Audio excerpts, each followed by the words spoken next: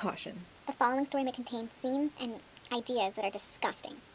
If you are queasy, get easily grossed out, or if you love hamsters, I suggest you may want to not listen to the rest of this vlog.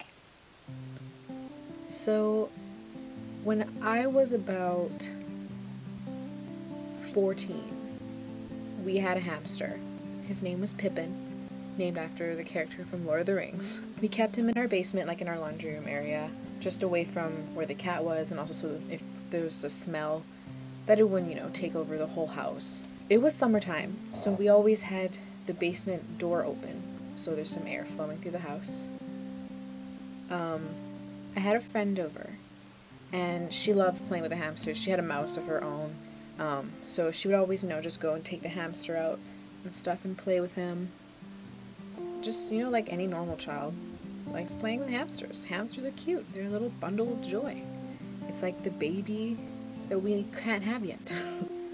So, one day, I guess, she didn't close the cage properly.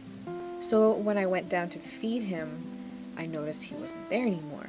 It's not a big area, so I left little things of food around the floor just so I could see if he was still there, he would go get the food. And I did notice, disappearing bits of food. So I figured, okay, well, he's still in the basement, so we'll find him eventually.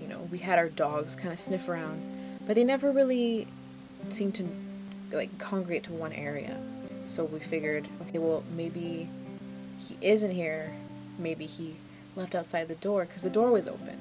So that was also a possibility that he just left. He's in the wild now. There's not much we can do. We were leaving on vacation in a couple days too, so we couldn't do anything about not finding him. We just had to leave. So we also had someone staying at our house while we were gone to take care of the cat. So we go on our vacation. We still hadn't found the hamster before we left. We come back and we enter the house, and the lady we had taking care of our cat says, "There's a really bad smell coming from your basement." We go in that room, and it smells really bad. And we have no idea where the smell's coming from. Couldn't locate any kind of thing that could be producing that smell. So we just went about, kept going. Hopefully, eventually, we'd find the exact origin of the smell. A few days later, we started doing our vacation laundry. And we noticed that the laundry, our clothes, would come out of the washing machine kind of smelling the same as that smell. So we're like, okay, well, maybe it has something to do with the washing machine. We unplug the washing machine and take it outside. My mom opens the back of the washing machine, and in the bottom left corner, I remember this so clearly, the bottom left corner, there's this little furry thing. But it's kind of turned green at this point.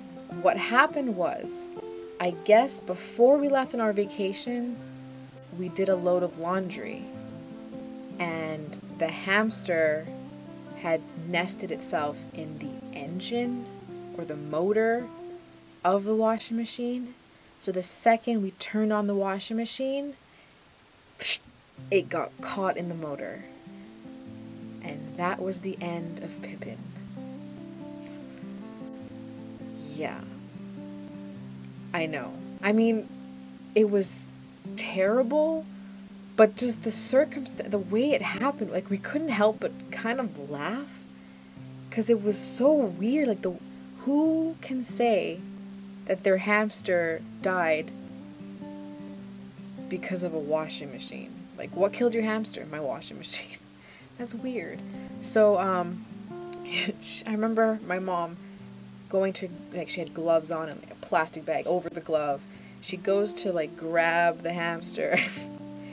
It just comes out in pieces because it was just rotting like hell. It was rotting like crazy. It was green, it was squishy, it smelled really bad. It was gross. And then she put it in a Ziploc bag and we buried it beside the house. So that's my disgusting hamster story. I have a few interesting hamster stories. I mean, our first hamster just died naturally, nothing big. my second hamster, he had this condition for a while. He had like a giant tumor right under his neck, just kind of there. I don't know, really big. But I came back from camp one day, and I get into the car on my way home, and my mom's like, Natasha, Fluffy's not looking too well. So that made me a bit sad. And I went home, and he's like breathing heavily. You can tell it's taking effort to breathe only. And then the next morning, Fluffy died, or was dead. Yeah. But yeah, the Pippin story is definitely a unique one to tell the grandchildren, I guess you can say. Or I'll just make them watch my vlogs. That's boring. I'm not going to be a terrible grandmother. I'm just knitting on like a rocking chair. Well, children, I'm going to tell you a story about my hamster Fluffy. Oh god. I'm rambling now. So I'm going to ask you, do you guys have any gross stories to share? Either, it doesn't have to be about an animal, just some nasty thing you remember happening to you at some point. Disturbing. Or do you have any interesting stories about past pets that you've had? Share with me in my comments. I'd love to hear them. Thanks guys, I'll talk to you later.